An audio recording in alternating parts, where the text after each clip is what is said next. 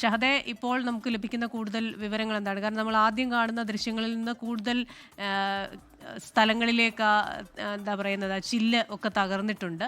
ഇപ്പോൾ ആ തീ പൂർണ്ണമായും നിയന്ത്രണ വിധേയമാക്കാനായിട്ടുണ്ടോ ഇപ്പോൾ?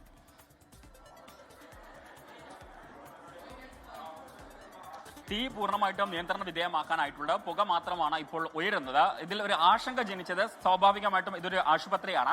അപ്പോൾ ആശുപത്രിയാകുന്ന സമയത്ത് രോഗികളുണ്ടാവും, പ്രത്യേകിച്ച് OP സമയമാണ്.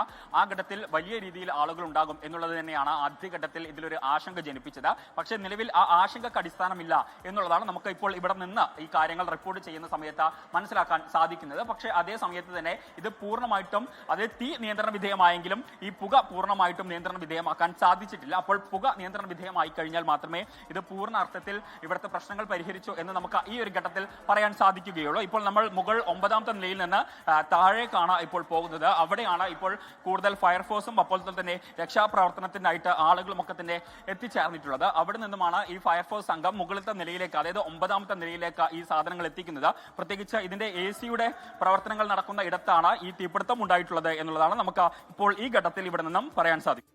ലോകത്തെവിടെയായാലും ഏത് സമയത്തും 24 വാർത്തകളും ഓഗ്മെന്റഡ് റിയാലിറ്റി പാക്കേജുകളും എക്സ്പ്ലെയിനറുകളും വിശദമായി കാണാൻ ഞങ്ങളുടെ YouTube ചാനൽ നിങ്ങൾക്ക് സബ്സ്ക്രൈബ് ചെയ്യാം.